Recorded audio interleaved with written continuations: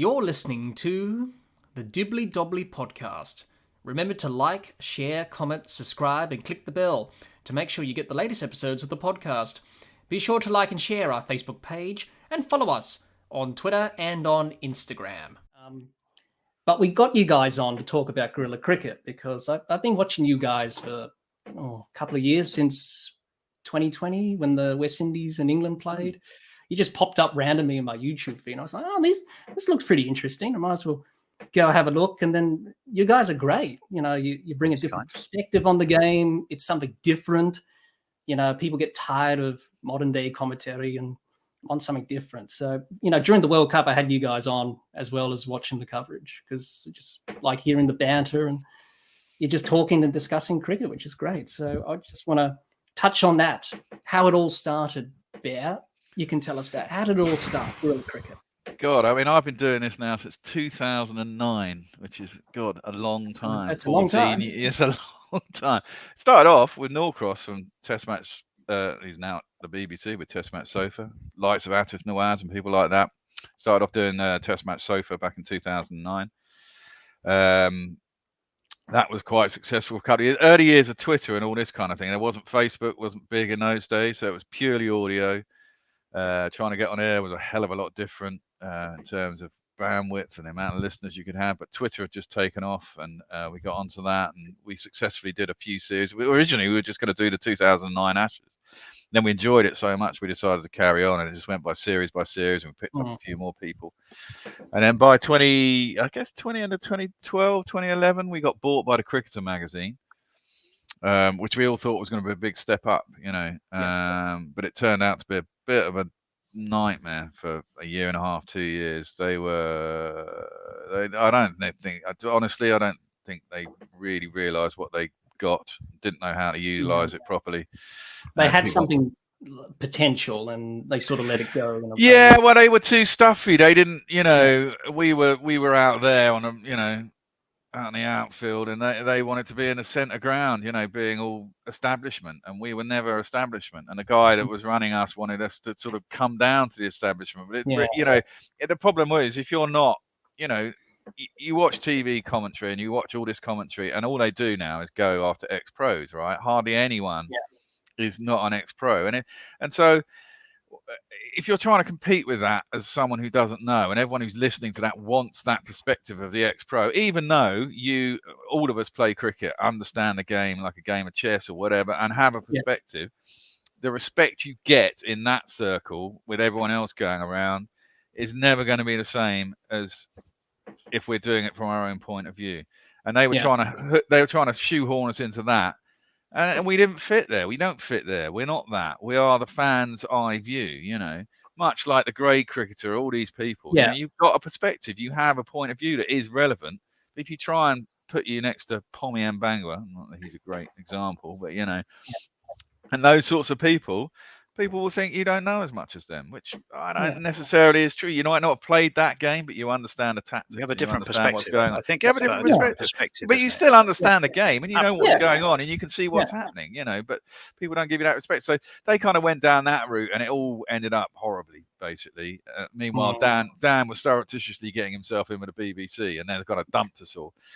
So we ended up going to a meeting with the board because they'd given us, a few of us, some shares, and we tried to buy our name back, Test Match Sofa, because they owned the name then, and we had about $3.5 grand worth of shares, and they had nothing really going on because we wanted the Twitter feed, because at that point we had nearly 30,000 Twitter followers, I think, on Test Match Sofa, which is more than we've got now on Guerilla, because it was new and people were following us, right? So we wanted to get our Twitter feed back and things like that, and they wouldn't play ball. They wouldn't send it back to us. So, and they asked us not to do any broadcasts, and we kind of sat there and went, yeah, all right. And then immediately the four of us who'd gone to that meeting went and sat in a cafe opposite and said, no, fuck that, India are coming to England this summer. Let's go and do that. So we started up. And then fortunately, the guy who'd let us, we were in the last studio we were in, was a big cricket fan, and he let us carry on in that studio, which was above a bar in central London, and it was a proper TV studio. Pretty convenient. It was a proper TV studio type place. It was a cheap one, but you know, it was a space to do, and they didn't charge us, and they wanted our content. So we carried on in there, and we started off again, and we just carried on from there. And it was tricky for the first couple of years. We didn't have a home.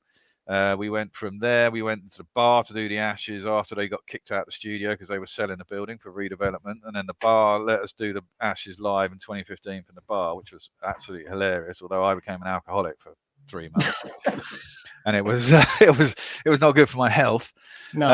And then from there we went to Katie, who was one of our presenters, which we went her flat for a couple of years, and then my flat became available where we are now, which is a studio which we've been in since 2016. And having a stable base, and having enough patrons and people who like us enough to give us enough money every month to be able to make it a sort of cash neutral venture. Although we're never going to make any large amount of money out. Well, maybe we will one day, but at the moment we don't.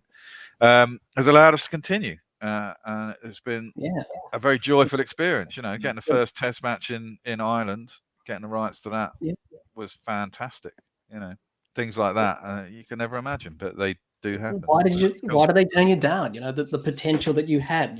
You could have been doing Test matches like the Ireland, Pakistan. Oh well, 2018 it was.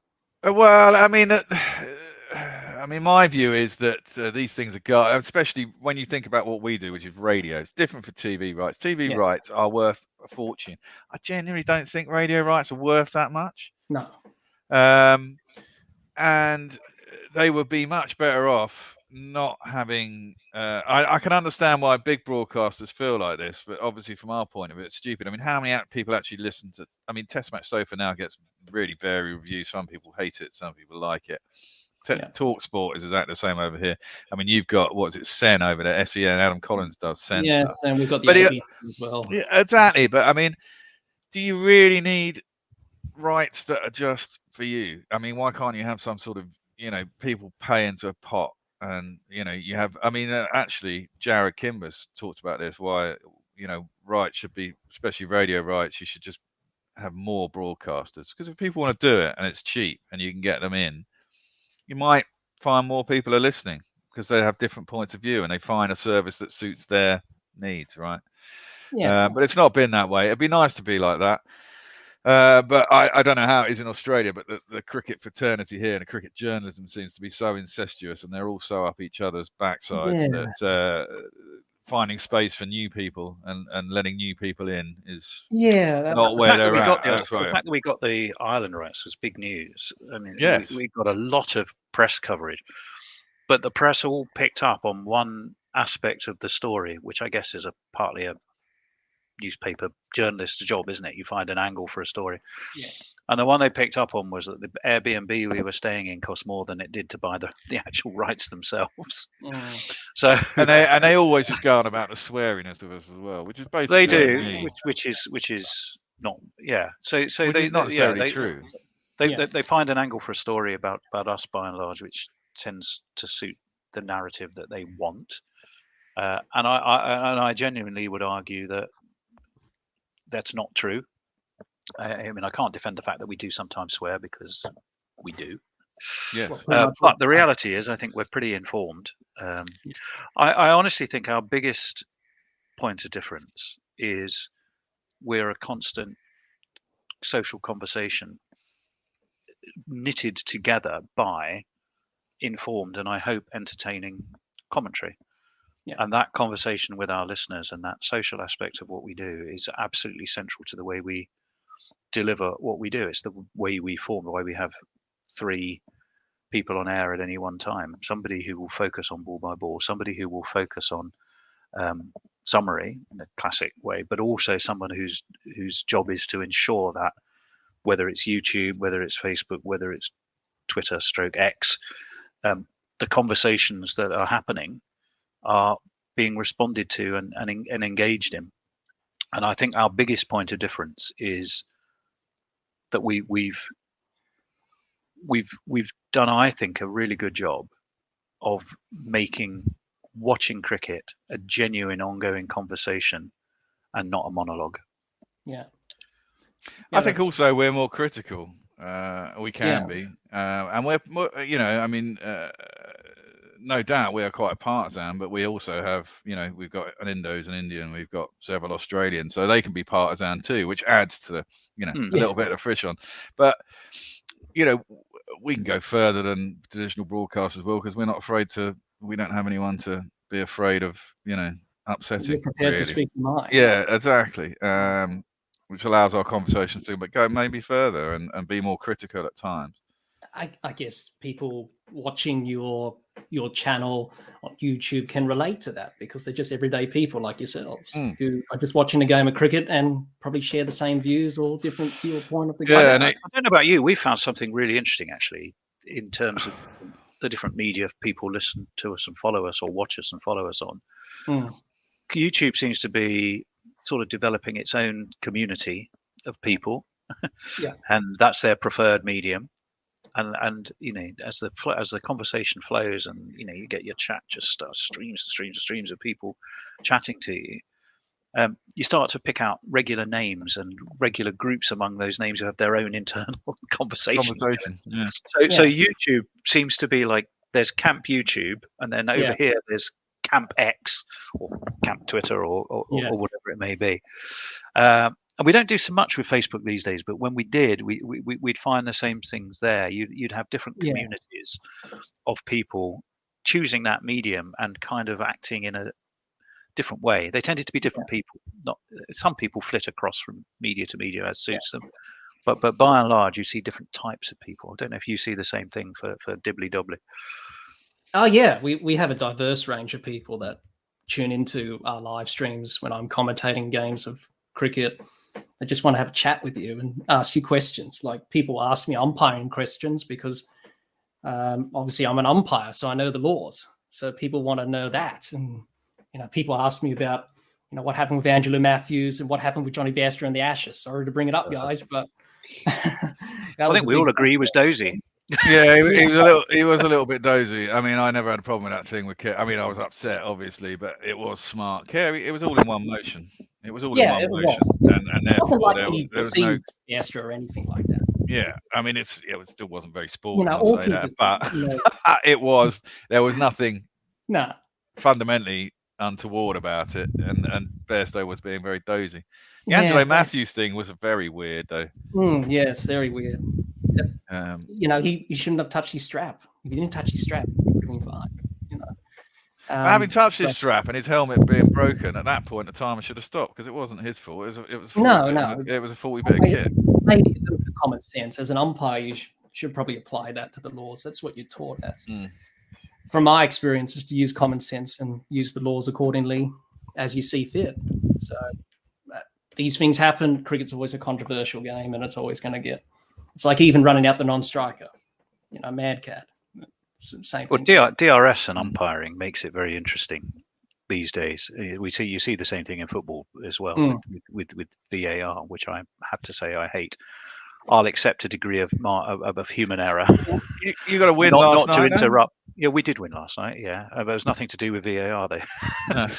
But I think it must have changed massively the way umpires are viewed, in that they do have immediate recourse to technology one way or the other. Even I notice on Cricinfo now you can click on a little button to check an umpire's performance and how well they've done review wise. I never look too closely at poor old Joel's stats.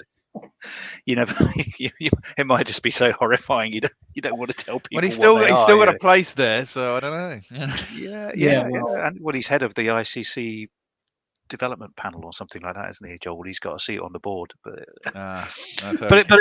as an umpire, to me, it's very interesting. Your powers to decision make are moderated now by technology more than yourself. So what you're judged on is a very specific metric of right or wrong, because there is now the ability to say it was right or wrong, whereas historically it was only ever judgment. Therefore, your qualities of personality and man management, and I'm sure players would know. They'd go, well, you could get in this guy's ear a bit, and I won't say buy him a pint, but they ask him about his family and things. That might give you an opportunity, which of course now, certainly in international cricket, is gone, because you always have recourse to technology to give you a definitive yes no answer. The one area that bugs me really on that is the whole area of no balls. I mean, for years, to me, a part of an umpire's job is you look down, you look up. Yeah. And if a player's bowled a no ball, it always amazes me that you've taken that power out of an umpire's hand. It just seems weird. Well, I disagree with that. Yeah, I disagree with that, and the fact that so many have been missed over the. I mean, you look at that, particularly that series where Pakistan won in England, where Wasim and Waqar were blowing us away. Like 4 of those wickets were no balls. Yeah. And I'd rather that, and it is an easy one to actually see from the side. You got a line camera. That's quite an easy one to pull out, and it saves the umpire having to look down and look up and getting decisions wrong. Yeah, that's I would rather that. I mean, I don't mind the use of technology. I like DRS. I think it's great. Certainly adds a bit. It certainly adds a bit of theatre to the game, especially umpires' call. Yeah, well, exactly. A real marginal 50-50 decision. Because I spoke to Daryl Harper on the podcast. Great chat that I had with Daryl a couple of years ago, and he said when DRS came in, it wasn't what it was when it first came in. The technology was poor, rubbish. Small TV screens looking at replays. Back then they didn't have the ball tracking projection, so the umpire had to make an estimation whether or not the ball was going to hit the stumps. You remember that back in the early days that they had that with ball tracking? Yeah, that I think it will only do half of it, and it won't do the fully of it hitting the stumps. It will stop, and then the third umpire will have to make his decision whether or not it was going to hit the stumps or not. So the system's changed dramatically. But what he said, it definitely changes your perception as an umpire, because he said, I was given out LBWs that were just clipping the leg stump. But if I was given that with DRS, it's too risky, bit of a gamble. So I just give them not out if it's going down. It works in both batsmen and bowlers' favour. It definitely works in the umpire's favour, because it says even the best technology cannot, with 100%. Well, it's sort of a fallback accuracy, predict the flow of a ball that stopped flowing. Yeah. So, if it's been diverted off a pad or smacked into a pad and stopped, the mechanics of a cricket ball cannot be with 100% complete accuracy predicted. Yeah. So, and it gives umpires a degree of discretion and indeed respect as well. So yeah, I'm all for umpire's call. It's a remarkably common sense and effective measure. Yes, I think during this World Cup, and we'll talk about it a bit later when we talk about the World Cup, but they had some problems with ball tracking as well. Some were a little bit. Well, it seems to me that if the ball, it's the ones where the ball is virtually a half volley on the pad, especially with spinners and stuff, where it doesn't have the time to react. The ball doesn't really grip. Well, it does, but then it hits the pad so quickly that you don't see the amount of movement that the ball has, and then it has a completely different trajectory to what you'd imagine it has, and then you do get the odd one that looks a bit suspicious. But I think you have to wear with that, don't you? I mean, it's the nature of technology. I'd rather it was there than it wasn't. Yeah, it was like with David Warner when he went off at that one in that game against Sri Lanka. They clipped the leg stump, and he wasn't too happy about it. It works. Yeah, the same thing happened. The same thing happened to Bairstow. But I mean, if you're given out, you're given out. I mean, that's the nature of it. I mean, there's nothing to say. Look, if it clips leg stump and knocks the bails off, you're still out, whether it just clips leg stump or not. It's let's face it. But I mean, look, only slightly knock the bail off. It's not an argument. Mitchell's start was so discombobulated that he missed the ball. It hit the stump, got caught by the keeper, and he walked off and didn't review. I mean, or like Steve Smith in the final. He didn't review it. He didn't review that, and that was he was outside the line, wasn't he? Yeah.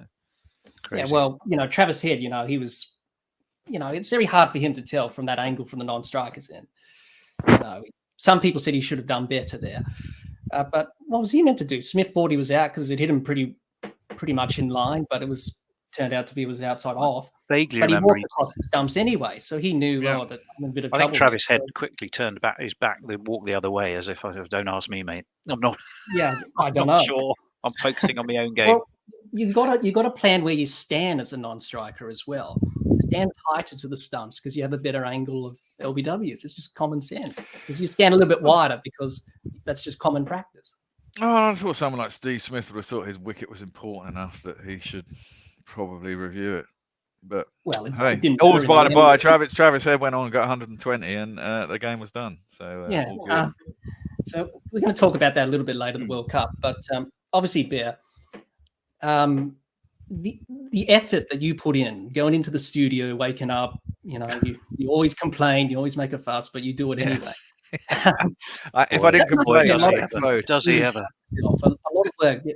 Just explain to us what goes behind the scenes of a broadcast, like all the equipment. It seems a lot that you have to deal with on a day-to-day basis. Well, yeah, it is now, but it never used to be. When you did the World Cup for as long as you did, obviously you had help from White Line Wireless, but even that was waking up early in the mornings. Well, yeah, I mean, now, obviously technology has moved on. You can control things remotely, and now there is video involved and all that. I mean, it all changed during the pandemic, really, because pre-pandemic, people would just come in the studio, and you just turn everything on and you go. And we had old second-hand computers that could handle what we needed to do, etc., etc., etc. And then the pandemic came along, and suddenly it was like, well, if we do want to continue doing this, we've got to find some solution to do this remotely. And then kind of everything expanded. I had to get a COVID loan to be able to, purchase a really up-to-date computer, because suddenly I was having to draw people in from around the world or around the country on Zoom, sit them into a broadcast, as well as then find a way to broadcast television out to people, because not everyone has Sky, and not everyone has, even if they did have Sky, they might have Sky Go instead of Sky Satellite, and or Sky if you're on Australia, you have KO. Yeah, exactly, and everything's out of kilter and everything's out of time. I mean, we have had to put up with that, because the problem is, it's not like we have a bulletproof system where I capture the TV and I can send it out on Zoom and everyone can see Zoom, and the TV is broadcast perfectly. Zoom compresses everything to the max, and the further you are away, and if your broadband, your bandwidth isn't very good, then obviously it's going to drop. So it's all a bit of a nightmare. It would be a lot easier if everyone's to still come in the studio. But the flip side of that is we can have commentators from Australia. We can have people coming in from I guess that's a positive, isn't it? South Africa. Literally, everybody anywhere in the world now, we can have people come in. So it is great. Hendo and I refer to something, Jack, that we call the 3 stages of bear, and that's when we need some sort of innovation or something done a bit differently, or a technical issue that might enable us to do the show slightly differently or something. The first stage is normally accompanied by a tirade of swearing and grumbling. Then probably within an hour, it'll be a WhatsApp message or a call to go, actually, I've thought about it. I think there might be a way. It's true. And then stage 3, which is probably, it can be up to a week, but stage 3 will be, I figured it out. Here, come have a look. I'll show you. So you always get the 3 stages. The swearing, no, there's absolutely no. But it's true. Well, the thing is, we're trying to 2 maybe, and 3 here it is. Yeah. Well, the problem is when you're doing, it is, a lot of these things can be solved with cash. And when you don't have any cash, you're always trying to solve problems absolutely on a shoestring with a bit of free software, or a bit of software that costs 50 quid, or trying to buy some second-hand bit of kit that will fill the role that you need to do, even though you could do it much better if you had a few more £1,000. I've thought there was a point just before the pandemic, in fact, where I was thinking that we needed to move out of the flat, because we could get a studio, get a bigger space, get a couple of extra cameras, and actually rent out the space when we weren't using it and create an income. And then the pandemic hit and everything just went. So it's a podcast will if I'm doing a podcast where I'm really keen it goes right, like the Ricky Ponting one. One I did this week. We did this week, but with Percy Fender. The Percy Fender story. I'll go to the studio to do those, and then you can get guests in and stuff like that. So it still works to go to the studio, not do everything remotely. We do fight, and every upside has a downside. So we're gradually getting a body of people back to be regularly in the studio for our game coverage. But people, as in life generally, have realised, I can do this from home. Now, obviously, if you're in Singapore or Australia or South Africa or the US, fine, or the West Country in, say, Annie's case. We're not expecting you to jump on a plane, go to India. No. But there's 1 or 2 people, and they know who they are, who live more local and certainly could make it in rather than do things remotely. And we would always encourage them to do that. Yeah, absolutely. I suppose things don't quite go to plan. It's like cricket. You plan for something, it doesn't quite plan out, doesn't it? Yeah. You're always going to have problems and issues and technical problems. Even during this World Cup, you face copyright issues. You have to deal with that. Yeah, I think a lot of people had a similar challenge, whatever they were doing. There was people out there looking to make money to erroneously strike people. We do nothing at all illegal, and yet we were, and the cats actually did seem to do the trick. I'm glad to say. Yeah, it's quite annoying not being able to have a scorecard. Moving in the background, it sort of made me dizzy. Yeah, we do get that. Yeah. My original idea was a still picture. Not quite sure where. I quite like the idea because I like the idea of moving cats. But even then, you see, so the first thing I did was thought, oh, I'll go on YouTube and I'll nick someone else's video of cats, right? So you go on and you think, oh, there's a video, but then you don't want someone else's branding on it because obviously you think, that's a bit dodgy, right? So then I found this random video of cats. You just see the tabbies didn't have any branding on it. It's just about an hour of these cats, a couple of kittens and another cat.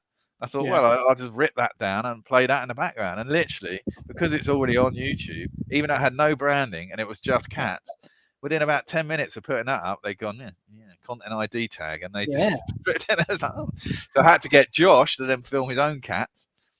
So that video wasn't on YouTube. Even White Line Wireless was saying, well, use the video of our cats. But the video of their cats was already on YouTube. So I'd have got a strike for that, even though we were in partnership. It's just like these platforms like YouTube and Facebook offer you the incredible ability to broadcast to billions of people because they've got billions of people following them. But at the same time, they have so much control over you that it becomes really frustrating. I mean, this whole thing with strikes in India just dives my head in all the time. It's like YouTube's rules state that you have to be legal in the where you broadcast from. That's all they ask you to do, right? And what we do is completely legal here. It's illegal in India, so they strike you because it's illegal there. We know we're legal here. We can offer a counter notification, so we can go, no, that's right, that's not right. And according to YouTube's legal thing, they have to sue us in our territory, which they're obviously not going to do because they know it's legal. It's all complicated, but then YouTube just takes the side of, you're not innocent till proven guilty. You're guilty until you can prove yourself innocent, and that is wrong. But at the same time, they offer you, if you have to do the video and you wanted, I don't know, 10,000 people viewing you on your own website, you'd have to have a bloody massive server, a huge amount of bandwidth, and the amount of expense to be able to do something like that would be prohibitive. So it's the price you pay, Yeah, well, I suppose you have rules, regulations. I've never encountered any sort of copyright sort of problems because I guess it's a bit easier for me because I'm not well known in the cricketing YouTube it's not world. even that. It's just, I tell you, if you did this regularly in India with certain graphics, someone would eventually fine you. I mean, the type of strike that takes you off air, they do have to fine you manually, which is why it took them probably 23, 28 games or whatever it was before they struck us in the World Cup. But I guarantee you, if we'll start off doing it in India for the Test series next spring or in January. We might get away with a first test, but as soon as they fine us once, we'll have to change tack. And yeah, that's right. Which is frustrating, of course. But you adapted through that, and you got through that, and you were able to put the World Cup coverage out, which is fantastic. It was pretty good. Obviously, quite draining. I would imagine just doing that for 40 odd games and half of them were pretty much one-sided affairs and dead rubbers. Yeah, well, and quite early starts. It wasn't the worst though, was it? I mean, we've had worse, and actually, the games are kind of 9 to 5. It was almost like a job, really. Actually, for once, because fortunately there was only 2 games we did at 5 in the morning English time, I think, or something like that, and then the rest were sort of 9:30 or 8:30, which wasn't so bad. Pretty but tough. It's also we're having the partnership with the White Line guys that work really well for us. Like-minded people. They were already coming onto our show anyway, so it's not like they popped up out the blue and we'd said, well, have you ever thought of getting your show back on? And we found in Russ someone who was very keen, had studio space. They've got a lovely vibe now in Melbourne. Looks like a drop-in cafe that they have there. Sort of does, do their shows. So it meant between the two of us, we didn't miss a beat during the World Cup. Hi everyone, I hope you enjoyed our cricket discussion with Tony Bishop and the Bear from Guerilla Cricket. I hope you enjoyed hearing Tony, the Bear and I discuss Guerilla Cricket's journey.